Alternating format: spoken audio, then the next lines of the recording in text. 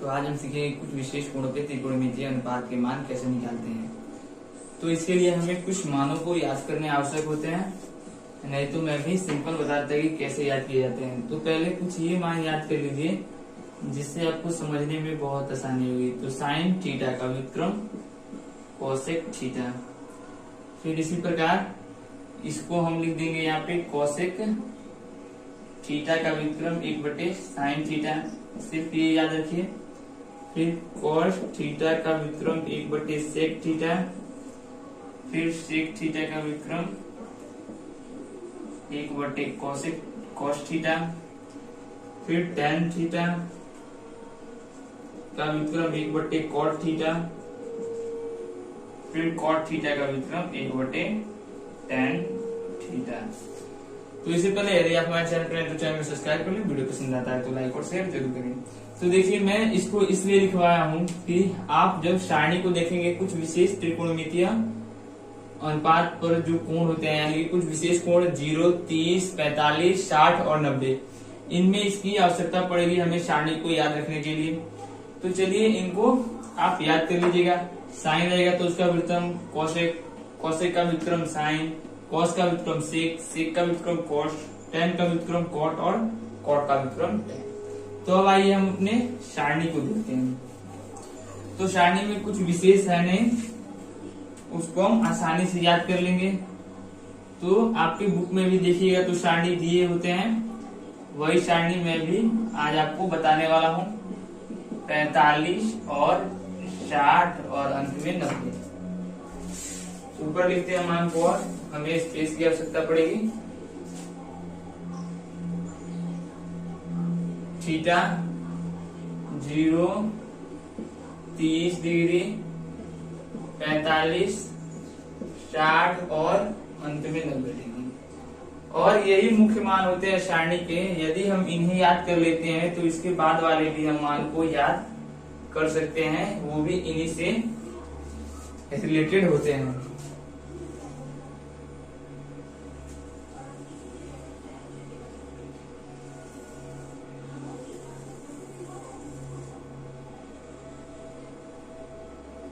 तो ये हमारी सारणी हो गई। तो इसमें 6 त्रिकोणमितीय अनुपात जो होते हैं वो इस थीटा वाले में होते हैं। तो साइन थीटा, यदि हम त्रिकोणमितीय अनुपात को थीटा के साथ नहीं लिखते हैं तो उसका वैल्यू यानी कि अर्थ कुछ नहीं होता है। टैन थीटा, कॉट थीटा, फिर से होता है सेक थीटा और अंत कोसेक थीटा।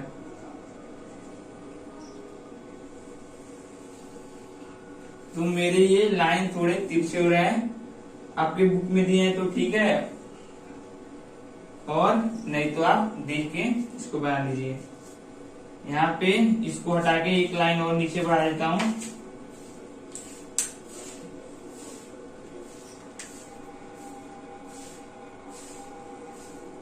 तो यहाँ पे ये हो गया सेक थीटा और यहाँ पे कोसेक थीटा।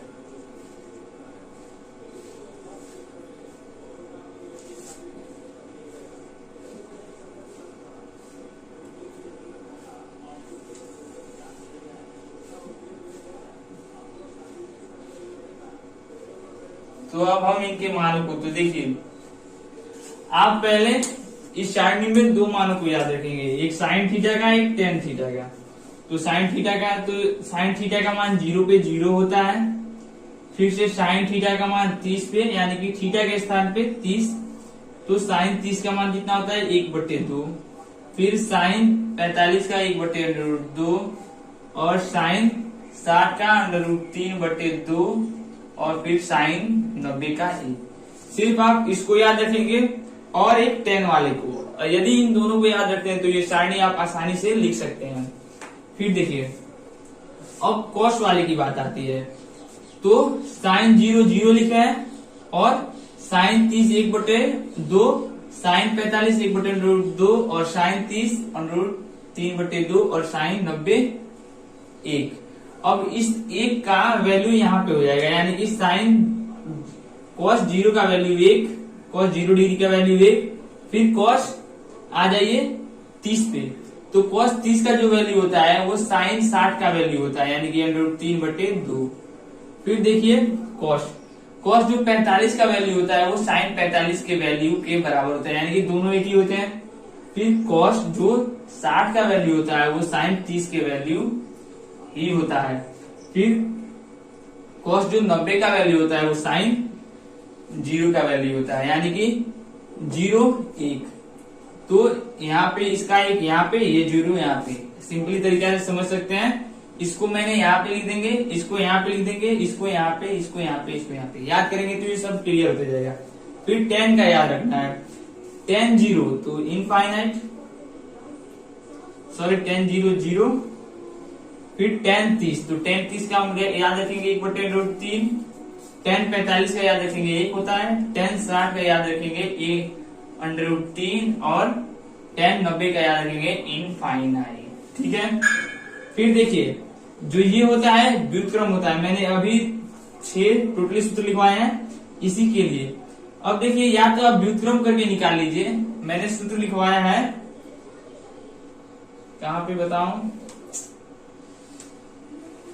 अंत में बताऊंगा या अभी बताता हूं। देखिए मैंने सूत्र लिखवाया tan बराबर क्या लिखा हुआ है, यहाँ पे एक बार चेक कर लो दिख रहा है कि नहीं। तो ठीक है, यहाँ पे दिख रहा है। तो देखिए tan बराबर होता है क्या, tan बराबर मैंने लिखवाया tan थीटा बराबर 1/cot थीटा, और लिखवाया था फिर दूसरा cot थीटा बराबर 1/tan थीटा। तो हम cot पे चूंकि बात कर रहे हैं तो इसको हटा दीजिए। अब देखिए इसी सूत्र से इसको यहाँ पे बड़ा लिखता हूं, cot थीटा बराबर 1/tan थीटा, tan थीटा। तो देखिए cot थीटा बराबर 1/tan थीटा, तो tan 0 और हमें cot 0 का निकालना है, यानी कि थीटा के स्थान पे 0।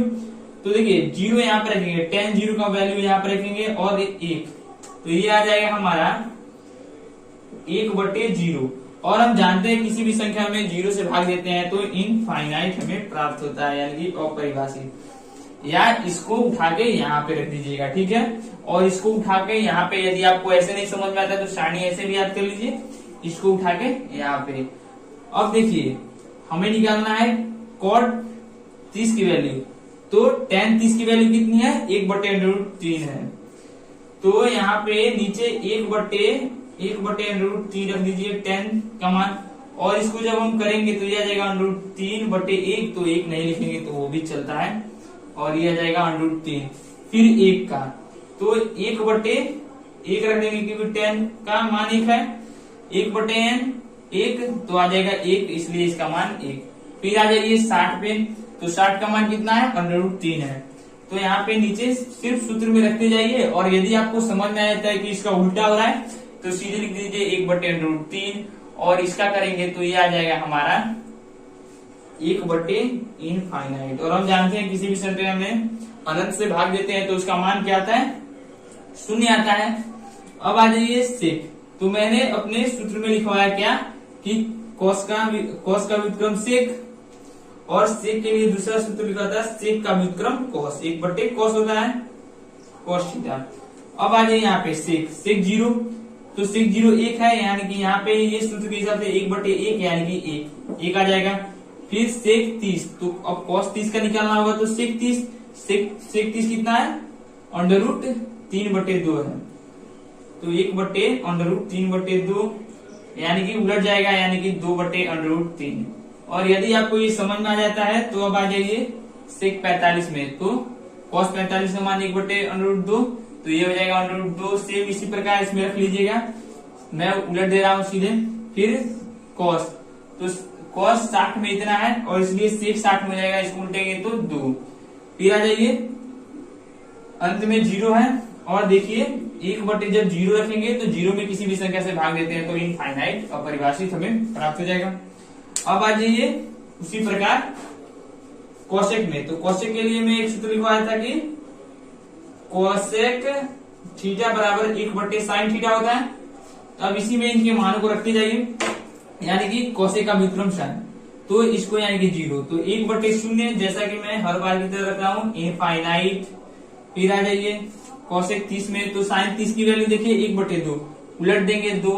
अब ऐसे भी आपको आ जाना चाहिए कोसेक अब 45 से लिखेंगे तो ये उलट देंगे, अंडर रूट 2/1 आएगा तो 1 नहीं लिखेंगे चलेगा। फिर इसका कोसेक 60 में देखिए अंडर रूट 3/2 उलट देंगे 2/3। जैसा कि मैं सूत्र पे बता रहा हूँ, नहीं समझ में आता है तो सूत्र पे देखिए, और ऐसे समझ में आ जाइए तो उल्टा कर दीजिए, यानी कि सिर्फ बटा 1 करिए और नीचे जितना मान दिया है उतना रख दीजिए, और जो प्राप्त होगा तो जिनके व्युत्क्रम का होगा उनका वो मान होगा।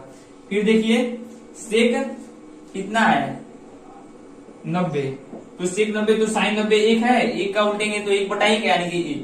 तो ये सारणी याद करना बेहद ही आसान है। सिर्फ हमें क्या ध्यान रखना है, इसका मान और इसका मान।